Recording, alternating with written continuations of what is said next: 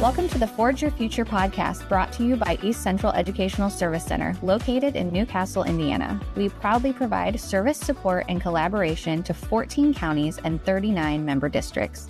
At ECESC, we believe that students' strengths and interests are a blueprint to forging a future of success and impact, and we are on a journey to provide support and collaboration to schools as they implement career-connected learning for all students.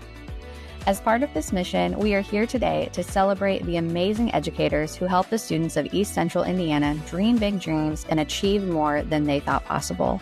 Their work inspires us each day, and we want to lift up their stories and the stories of the students they are impacting and serving. Welcome to the Forge Your Future podcast. My name is Pat Haney, Executive Director of East Central Educational Service Center, and co-hosting today is Lindsay Lovern, Instructional Specialist and Grant Coordinator here at ECESC. Hi, Lindsay. How are you? Hi, I'm glad to be here. Good morning.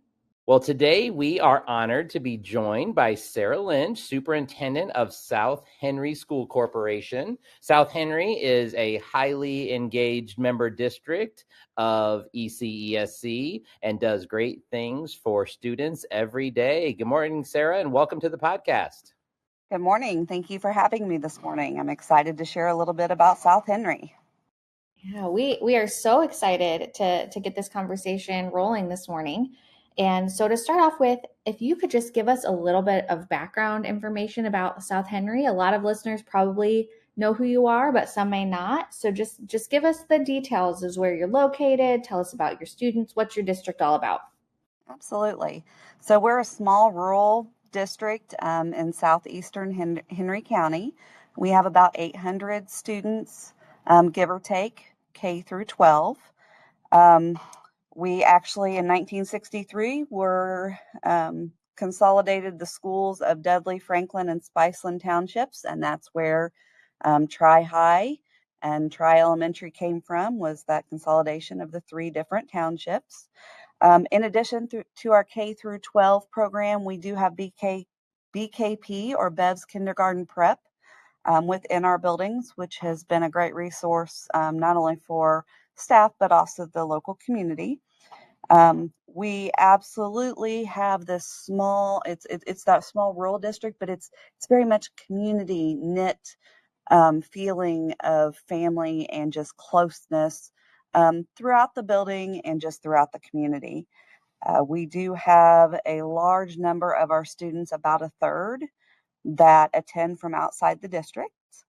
And for as small as we are very proud to be able to offer many academic classes that are both AP dual credit, as well as we're part of the Newcastle Career Center, and have some early college opportunities and work-based learning placements, and just some very more big school opportunities that you would think of in more of a big district, but yet within our small district. Yeah, you have a lot to celebrate. Thank you for sharing all of that.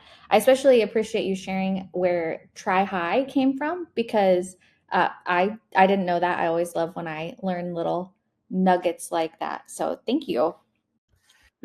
No, that's a good call out, Lindsay, because I was going to mention it. You know, we introduced Sarah from South Henry School Corporation, but if anyone goes looking for South Henry High School, they are not going to find that. So that's a great call out in a history piece of the history that I did not know as well. Sarah, so we also just want to know, this is a great opportunity to get to know a little bit more about you. And if you would, tell us about your journey in educational leadership and what has brought you to South Henry. Absolutely. And I guess in order to get a true feel for my educational journey, I have to go back farther than that as to part of why I landed at South Henry. I am a fourth generation born on the family farm in Union County, Indiana. Which is very similar to South Henry in terms of the rural community. So even though it's not the exact same area, it's very, very similar feel that I grew up in, which was a big draw to South Henry for me. So that's front loading kind of how I got there. But I started as a math teacher at Union County, got my bachelor's from Indiana University East. I was actually a single parent when I put myself through school. Then got my master's in administration from Ball State in 2012 and started working towards my principal's license at that point and getting a principal's job. So I was at Union County as a math teacher, did some alternative school teaching.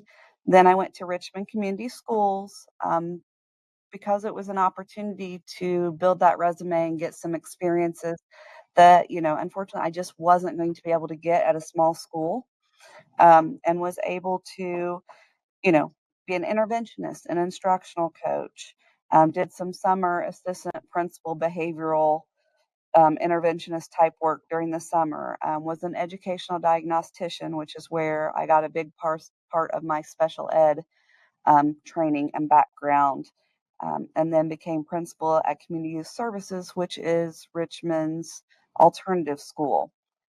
After I was done with that, I became principal at Union County Middle School. And so these experiences have really helped mold my experiences, my resume, in order to be able to help me be prepared for being a superintendent. And then I was lucky enough to be chosen by South Henry School Corporation and their Board of Trustees to serve as their superintendent. And so it's been, I'm not quite through my first year. It'll be a year in September. I've learned a lot. I'm still learning a lot, going to school in the process to make sure that I'm, truly as prepared as possible. Thank you. So to sum up, basically you're a superhero is what I am taking from that. That might be an extent, but Yeah. Also shout out to a couple of university partners in our region there, IU East and Ball State. Well, and I'm currently at Indiana State University doing my educational leadership program, and so they have a great program there too. Absolutely. Yeah. And shout out to the family farm. Absolutely, yes. All of that. A lot of our members definitely relate to the small school, rural, close-knit kind of family tie life. So, well, and I guess for me, it really has grounded me in that hard work. Things weren't just handed to you, and you learned some realities of life that, were not always positive. There were lots of positives, but not always. You saw life and death and at a younger age. And so for me, it's a big part of what has molded me into becoming the educator I am. Awesome. Yeah, and you shared a little bit already about some of the great things that are going on at South Henry, but let's dive in a little bit deeper to like what are you most proud of and wanting to celebrate right now? Well, I really feel like the opportunities that we afford to our students. Again, it's that big school opportunities, but keeping that small school feel. I mean, some of the number of dual credit and AP, and we had 17 students that earned a technical honors and 8 who achieved both academic and technical honors. And then it's just that idea of all these opportunities that we have. Our career coach does a phenomenal job of putting the career exploration and the exploring, the engaging, and the experience, and helping students get that big picture and figure out who they are, where they want to go. Um, we call that our students on a path to purpose. It's the South Henry way. And part of that is, I'm very proud of that Tri Elementary School has been listed as Project Lead the Way Distinguished Launch School this past year. And so I think it just goes to show those innovating things that we are trying to accomplish in our small district to make sure that our students are truly getting this full educational experience that they deserve. I love that, Sarah, and especially I love the phrase that you use in South Henry: students on a path to purpose. Such a kind of a great rallying cry to really think about the outcomes that you want for your students and what you are hoping they discover during their time with you. So, if you would take a moment to describe a graduate from your corporation, and collectively, what qualities and skills do you expect of every student who launches from one of your schools in South Henry? So as we talk about the students on their path to purpose, our portrait of a graduate, we talk about we want them to be creative problem solvers, effective communicators, resilient risk takers, leaders, and diligent workers. And depending on what point in life, what path they choose to take, all of these pieces are important and play a very impactful part of no matter what stage of life they're in. And, as many of us know, we must set out on one path and may choose to change it 2 or 3 times, and that's fine. That's part of that, you know, that bigger picture of, flexibility may not be one of those key 5 words that we talk about, but it's within there, and it's knowing that we are going to be that problem solver and, and that risk taker, and making sure that we're working hard. And how does that work best for us at that point? Whether it's you're going straight into the workforce out of high school, whether it's you're going into the military, whether it's you're going on to further your educational career, whether it is a certification track or a college track. It's just these are those 5 core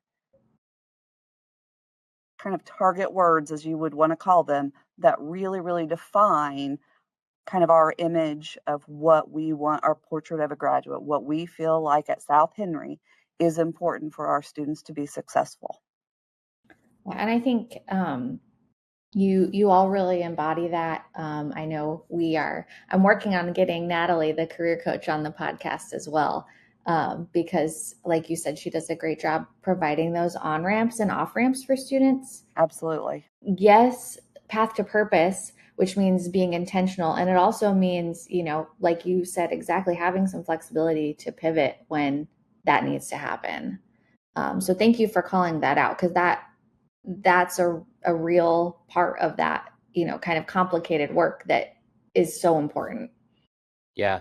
And Lindsay, if I could just build on that for a second, I think one of the things that I appreciate about South Henry that I have noticed is that while there is a strong academic core and focus, it's not isolated, but it's always connected to students really starting to discover and uncover their path, not only to drive engagement, but really to help them always be future focused in their thinking and look for some of the deeper application to where their learning in school is taking them in terms of a career trajectory. So it seems, I've always been impressed by those intentional connections that are made and how those have been building over the last few years. Excited to see where it takes you all.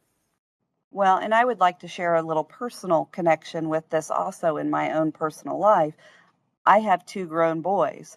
One went the apprenticeship route, one went the college degree route. And it's, either one was fine. But there's, I think about when I was in school about how it wasn't, those 2 options weren't put on a level playing field. And so I have for years been trying to help level that playing field before I got to South Henry, because I'll be 100% honest right now. My child who went the electrician route and has his journeyman's card is now works for a solar tech company and makes more than I do a year. That type of thing. And just did it through that apprenticeship and training and certifications. And, you know, the world we live in runs a lot off of solar right now, so it's no less important. I mean, and you think about our first responders, and there are these, every job in the world has its purpose, and no one is any less valuable than the other. The world doesn't go round without all of them, and so it is truly making that connection for kids as to where they fit and what works best for them. Absolutely. And first from a young age in your elementary school, engaging them in knowing that even if they don't know what that path is, that there's a place for them and that there's a place for everybody along the way to find that and figure it out. Absolutely. Very good. Okay. And I know you shared a little bit about a couple of your recent graduates and their honor certificates and technical honors. What about some other things as far as going into the workforce and work certifications? How is that going for you? So we are partnered with Newcastle Career Center. And so we have a lot of students. We have students that go AM or PM. We have that option available to our students. And we had several students who actually signed contracts to enter the workforce before they graduated from high school this year. And so that's just exciting because, again, I know we had a couple that were welders and, signed to go into that workforce and are making, very good it's hourly, but very good rates, that they can truly live on. So it's exciting to have these opportunities for kids to get these certifications and opportunities that they can try straight out of high school. And I always, even though my one son went on to a 4-year college, I sent him to the Career Center uh, because I said, those are life skills that you're learning. And now's the time. If you think you might want to do this, try this out now. I said, it's going no different than trying to get that college core curriculum while you're still in high school. It's going to save our families money if you try it out while you're still in high school and decide you love it or don't like it and want to go a different path than if you go on to a technical training program or college, whatever it is beyond high school, and then have spent that money and decide you don't like it. Right, right. Well, and unless you're a lifelong academic, college is not a final destination for everyone. Everyone has career, right, that they need to be prepared for no matter their route. Absolutely. Absolutely. Yeah, and what I love about the stories of the students, who completed their welding certification and have gone into the workforce, and for your son, who did the electrician apprenticeship and is now in solar, is one of the things that, as you think about a path to purpose, it's important for students to identify those strengths and interests within them, but it also has to be something the world needs, right? And so, and it's finding that synergy, that sweet spot between, the workforce opportunities and what our communities and our counties, our communities need to continue to thrive, and helping students to be aware of that as well. So it's that combination of bringing those community workforce needs together with strengths and interests, and really having that intentionality for each student to find like a path to purpose, but a path to success as well. Well, and I think talking about, finding what the community needs is such an important piece because, I mean, let's be honest, when you're in high school, you really don't have, you don't have a big picture of what all is truly available around you. You might think you do, and you can go out and look, but there will be behind the scene companies or jobs or positions that you may not be aware of.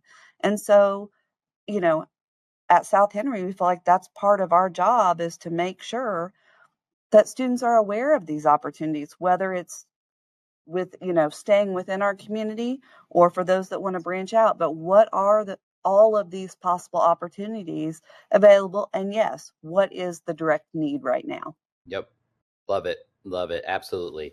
Well, Sarah, this has been a great conversation. And before we wrap up, it's been a joy to learn more about South Henry and more about you.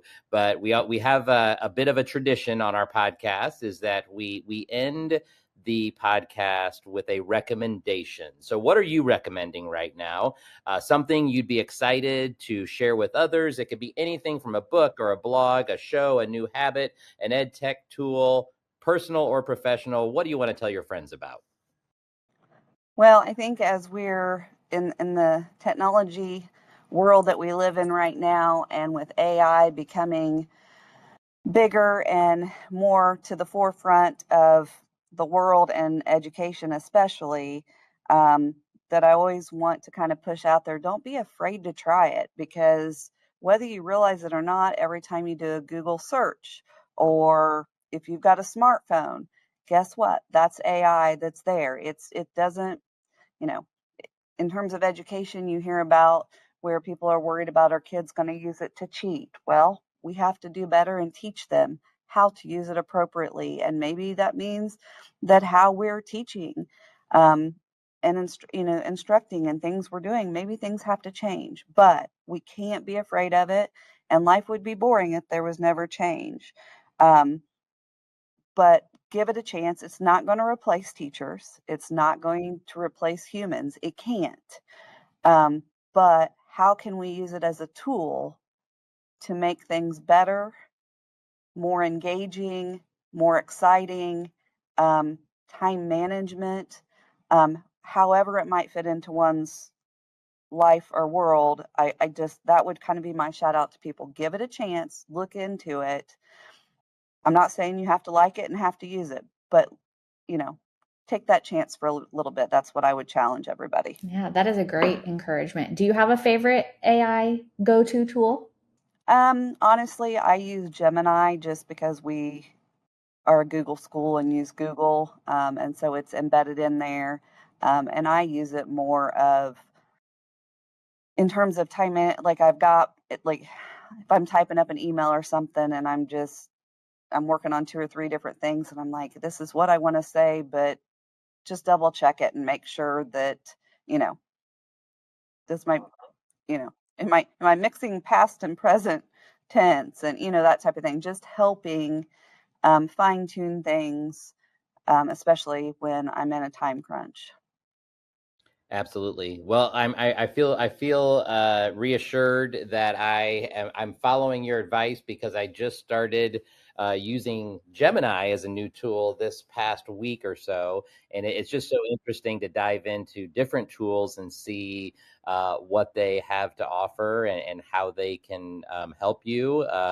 I was talking to Gemini on my way to the office this morning and knocking some things off the to-do list that I wouldn't normally be able to do during the commute. So definitely. Well, and I guess another way to think about it too is kind of, if you're sitting down to brainstorm with friends, it's kind of the same idea. Just because they came up with, if they're brainstorming and they made a suggestion that you like better than yours, it's okay to go with it. But at the same time, if you don't, it's okay. It's kind of that same type of, can be used as a tool like that. So yes, like I said, I would challenge people to take the chance and give it a shot at their comfort level.